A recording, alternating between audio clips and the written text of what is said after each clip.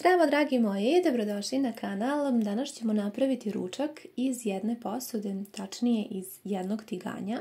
Vrlo brzo i veoma ukusno od nekakvih sastojaka koje većina nas ima kod kuće.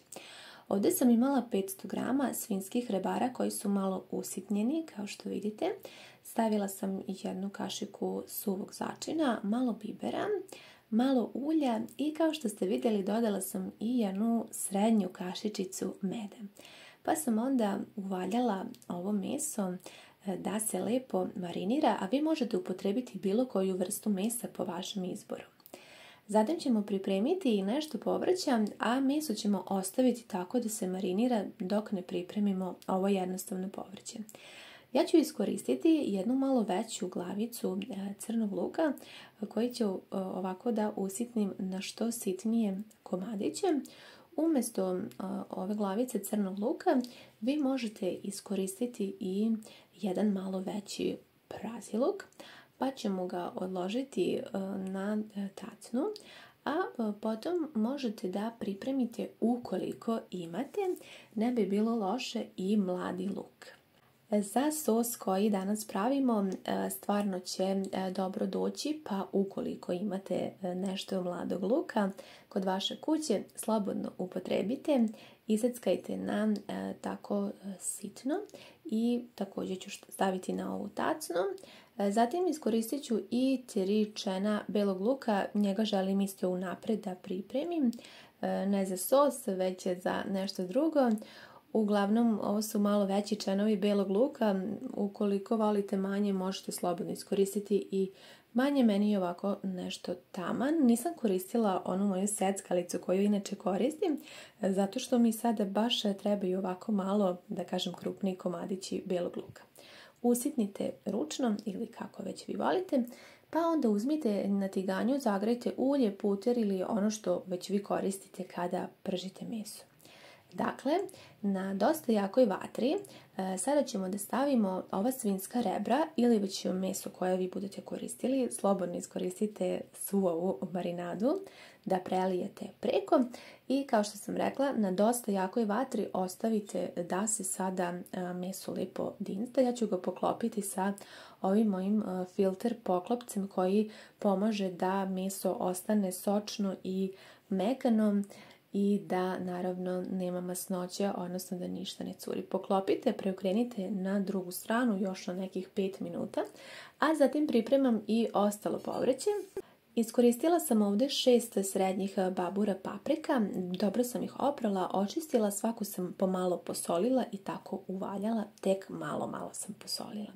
Nakon nekih 10 minuta, kako se meso sa jedne i sa druge strane malo zapeklo, odložit ćemo ga sa strane, pa potom na zagrejano ulje staviti i da se proprže ove naše babure paprike. Ja zaista obožavam pečene paprike i većina jela koje pripremam su baš upravo sa njima.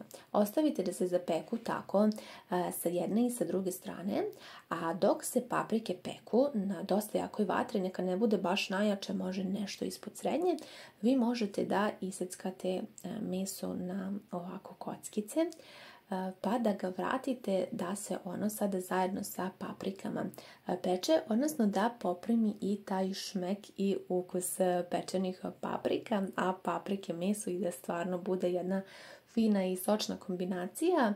Poklopite i ostavite tako još nekih 10 minuta dok paprike skroz ne omekšaju i dok se ne ispeku sa obe strane, a i meso će već biti gotovo. Kada su paprike omekšale, možete uzeti jedan tanjirić i odvojiti ih sa strane, pa sačekate da se one malo tek ohlade kako biste mogli da ih očistite. Sada sam baš dosta smanjila vatru na nešto jako nisko i još tako malo promiješala nekih 2-3 minuta meso da budem sigurna da je skroz mekano i gotovo, pa ću i meso da odvojim sa strane. U ovo ulje gdje su se pekle paprike i meso možete dodati pripremljeni luk koji ćete da prodinstate. Neka vatra sada bude malo niža zato što ćemo da pripremamo umak pa da vam slučajno luk ne zagori. Za ovaj naš fini sos koji sada pripremamo bit će nam potrebno ukupno 2 cijela jaja, barem na ovu količinu. Malo ćemo začiniti, dodajem suvi začin, malo mlevene ljute paprike, vrlo malo, i dodat ćemo malo mirođije. Ja imam ovdje suvu, možete koristiti i svežu. Što se tiče začina, ovom jelu se ne dodaje crvena paprika, pa ovog puta je nećemo dodati jer pravimo, da kažem, beli sos od mirođije, tako da ovog puta neću koristiti crvenu papriku. Dobro izmažajte jaja sa začinima, a zatim će vam biti potrebna i kisela pavlaka. Ja sam ovdje iskoristila otprilike nekih 5 velikih supenih kašika, odnosno to je oko 300 grama. Ali ovo je zaista opcionalno, možete iskoristiti i 200 grama kisele pavlake, također bit će sasvim dovoljno. Potrebno je da lepo sve zajedno umešate i da dobijete ovako jednu stvarno gustu smesu. Pored ovih sastojaka u smesu dodat ćemo i 150 ml mlijeka unutra. Pored mlijeka ja ću unutra dodati i sok od pola limuna, možete i sok od jednog cijelog limuna. Meni stvarno kombinacija mirođije sa limunom tako dobro pristaje i kada pripremam neki sos, to je uvijek moja dobitna kombinacija, već znate iz nekih prethodnih videa. Međutim, vi ukoliko nemate limun, možete uvijek umjesto limuna iskoristiti, kao što znate, i sirće, bilo da je ono alkoholno ili jabukovo, postići ćete stvarno sličan ukus.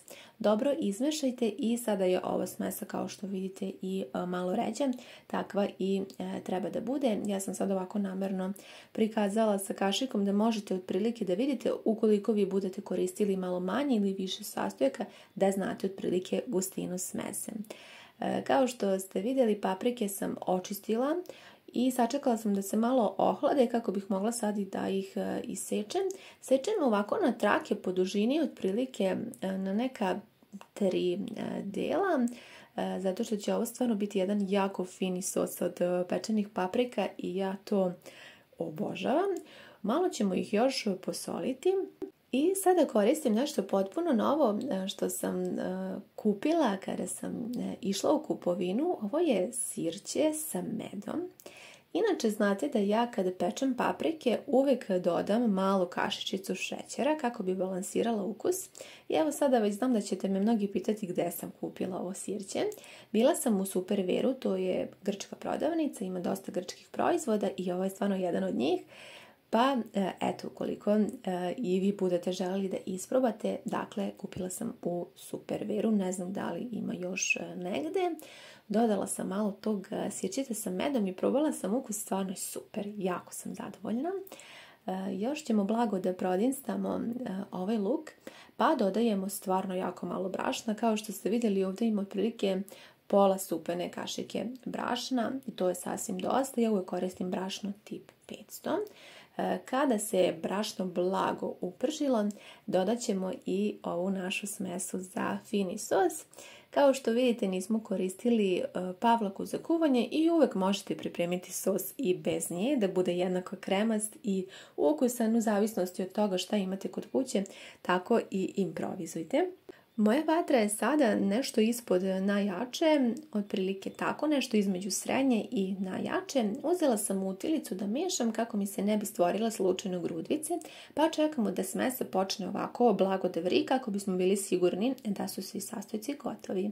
Unutra ćemo da vratimo naše pečene paprike u ovom sirćetu, a i kao i meso. Pa ćemo to sve zajedno da pomešamo. Sada već možete i da smanjite vatru i da ostavite da se sve to lepo ukrčka. Stvarno jako lepo miriše i jako su se lepo kombinovali svi ovi začini i svi ovi sastojci, tako da je po meni ovo stvarno jedna fina kombinacija. Ukoliko imate ovog povrća ili nešto malo mesa kod kuće, možete pripremiti jedan zaista fini obrok, lagan, opet zasitan, a koji nije tako nešto težak. I ništa, nama sada još preostaje da ga samo serviramo, da vidimo kako to izgleda na tanjiru. A od vas bih samo željela da čujem utiske, da li vam se sviđa ovakav recept, da li biste voljeli neki sličan. Odgore možete još malo da pospete mirođije i da uživate u predivnom ručku. Možete u ovaj sos da umačete i neki hleb koji volite da koristite i zaista da uživate u jednom jako lepom obroku. Hvala vam mnogo na gledanju, javite mi utiske i ljubim vas sve puno.